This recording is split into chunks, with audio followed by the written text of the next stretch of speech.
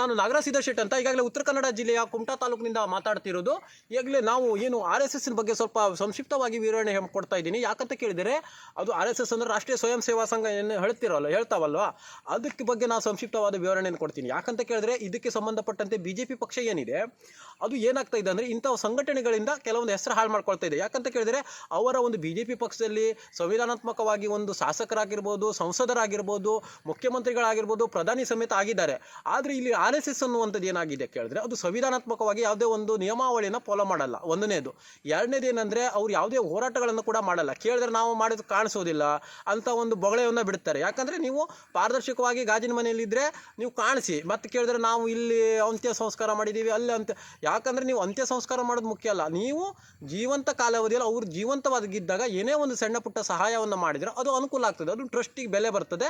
ಮತ್ತು ಇದು ರಿಜಿಸ್ಟ್ರೇಷನ್ ಯಾವುದೇ ರೀತಿಯಾದಂತಹ ನೋಂದಾಯಿತ ಒಂದು ಸಂಘಟನೆ ಆಗಿರೋದಿಲ್ಲ. ಯಾಕಂತ ಕೇಳಿದರೆ ಮತ್ತು ನಮ್ಮದು ವಿಶೇಷವಾಗಿ ನಮ್ಮ ಹಿಂದೂ ಧರ್ಮದ ಒಂದು ದೇವತೆಯ ಹೆಸರನ್ನು ಬಳಸ್ಕೊಂಡು ಇವರು ಬೆಳೆ ಬೇಯಿಸ್ಕೊಳ್ತಾ ಇದ್ದಾರೆ. ಯಾಕಂದರೆ ಇದು ಸಂವಿಧಾನಾತ್ಮಕವಾಗಿ ಇದ್ದರೆ ಅದು ಟ್ರಸ್ಟಿಗೆ ಒಂದು ಬೆಲೆ ಬರ್ತದೆ. ಮತ್ತೇನಂದರೆ ಸರ್ಕಾರನೂ ಕೂಡ ಇದ್ರ ಬಗ್ಗೆ ಒಂದು ಪರ್ಮಿಷನ್ ಅನುಮತಿಯನ್ನು ಕೊಡ್ಬೋದು. ಯಾಕಂದರೆ ನೀವು 100 ವರ್ಷದಲ್ಲಿ ಮಾಡಿರುವಂಥ ಸಾಧನೆಗಳು ಏನಂತ ನಮಗಂತೂ ಗೊತ್ತಾಗ್ತಾ ಇಲ್ಲ.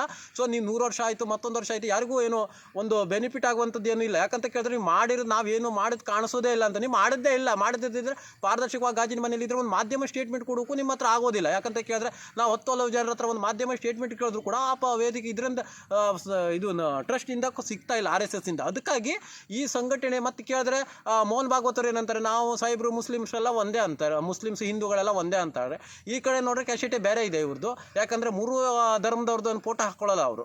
ಅದಕ್ಕಾಗಿ ಈ ಸಂಘಟನೆ ಏನಾಗಿರ್ತದೆ ಸಂವಿಧಾನಾತ್ಮಕವಾಗಿ ಇದ್ದರೆ ಆ ಸರ್ಕಾರ ಅವರಿಗೆ ಅನುಮತಿಯನ್ನು ಕೊಡಲಿ, ನಾವು ಅದ್ರ ಬಗ್ಗೆ ಏನು ಅಬ್ಜೆಕ್ಷನ್ ಮಾಡೋದಿಲ್ಲ. ಯಾವುದೇ ಧರ್ಮದವರಾಗಿದ್ದರೂ ಕೂಡ ಬಾಕಿ ಅದರ ಬೇರೆ ಧರ್ಮದವರು ಕೂಡ ಆ ಸಂವಿಧಾನಾತ್ಮಕವಾಗಿದ್ದರೆ ಆ ಟ್ರಸ್ಟಿಗೆ ಒಂದು ಅನುಮತಿಯನ್ನು ಕೊಡಲಿ. ನಾವು RSS ಅನ್ನು ನಾವು ಟಾರ್ಗೆಟ್ ಮಾಡ್ತಾ ಇಲ್ಲ. ಯಾಕಂತ ಕೇಳಿದ್ರೆ ಇವರು RSS ಅನ್ನು ಯಾಕೆ ಟಾರ್ಗೆಟ್ ಮಾಡ್ತಾ ಇದ್ದಾರೆ?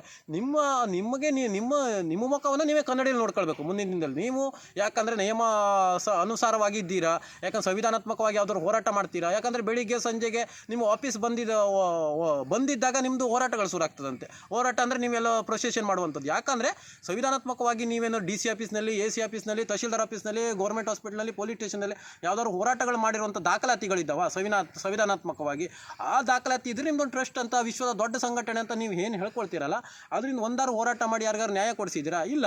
ಯಾಕಂದರೆ ನೀವು ಅಲ್ಲಿ ನಾವು ಅಂತ್ಯ ಸಂಸ್ಕಾರ ಮಾಡಿದ್ದೀರಿ, ಇಲ್ಲಿ ಯಾರೋ ಊಟ ಕೊಟ್ಟಿದ್ದೀವಿ, ಅದೆಲ್ಲ ಯಾರು ಮತ್ತೆ ಕೇಳಿದ್ರೆ ನಾವು ಏನಾದರೂ ಮಾಧ್ಯಮ ಮುಖಾಂತರ ನಾವು ಕೇಳಿದ್ರು ಕೂಡ ಅವ್ರ ಲೆಕ್ಕಪತ್ರನೇ ಅವರಿಗಿಲ್ಲ. ಯಾಕಂದರೆ ಅವರಿಗೆ ಅವರು ಆತ್ಮಾವಲೋಕನ ಮಾಡ್ಕೊಳ್ಬೇಕು. ನಾವು ಯಾವ ರೀತಿ ನಡೀತಾ ಇದ್ದೀವಿ ಈ ಒಂದು ಸಮಾಜದಲ್ಲಿ, ಅದ್ರ ಬಗ್ಗೆ ಆತ್ಮಾವಲೋಕನ ಮಾಡಿಕೊಂಡು ನಿಮಗೆ ನೀವೇ ಪ್ರಶ್ನೆ ಮಾಡ್ಕೊಳ್ಳುವಂಥ ಸಂದರ್ಭ ಬಂದಿದೆ. ಯಾಕಂತ ಕೇಳಿದ್ರೆ 100 ವರ್ಷದಲ್ಲಿ ನೀವೇನು ಮಾಡಿದ್ದೀರಿ ಸಾಧನೆ?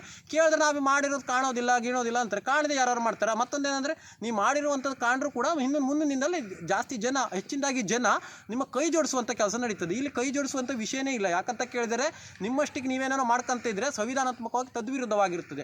ಅದಕ್ಕಾಗಿ ನೀವೇ ಯೋಚನೆ ಮಾಡಿಬಿಟ್ಟು ಮತ್ತು ಸರ್ಕಾರನೂ ಕೂಡ ಇದ್ರ ಬಗ್ಗೆ ಗಂಭೀರವಾದ ಚಿಂತನೆಯನ್ನು ಮಾಡಬೇಕು. ಯಾಕಂತ ಕೇಳಿದ್ರೆ ಸಂವಿಧಾನಾತ್ಮಕವಾಗಿದ್ದರೂ ಕೂಡ ಅದೊಂದು RSS ಅನ್ನು ಪರ್ಮಿಷನ್ ನಿಯಮ ಇದೊಂದು ಅನುಮತಿಯನ್ನು ಕೊಡಬೇಕು. ಇಲ್ಲ ಅದು ಬಿಟ್ಟರೆ ಅವರಿಗೆ ಅದು ಬ್ಯಾನ್ ಮಾಡಬೇಕು. ಯಾಕಂದರೆ ಮತ್ತೆ ಬ್ಯಾನ್ ಮಾಡಬೇಕಂತೇನಿಲ್ಲ. ಮತ್ತು ಅವ್ರಿಗೆ ವಿಶೇಷವಾಗಿ ಏನಾಗ್ತದೆ, ಅವ್ರದ್ದು ಏನು ಗೌರ್ಮೆಂಟ್ ಯಾರು ಶಾಲೆ ಗಿಲೆಲ್ಲ ಬಳಸ್ಕೊಳ್ತಾರಲ್ಲ, ಎಲ್ಲದು ಒಂದು ಟ್ಯಾಕ್ಸಿನ ದುಡ್ಡಿಂದ ಶಾಲೆ ಕಟ್ಟಿರ್ತಾರೆ. ಅವರಿಗೇನೋ ಇದು ಮಾಡ್ಕೊಳ್ಬೇಕಾದ್ರೆ ಯೂಸ್ ಮಾಡ್ಕೊಳ್ಬೇಕಾದ್ರೆ ಅವ್ರ ಸರ್ಕಾರ ಅನುಮತಿಯನ್ನು ನೀಡಬಾರ್ದು ಅಂತ ಕೇಳ್ಕೊಳ್ತಾ ಇದ್ದೀವಿ.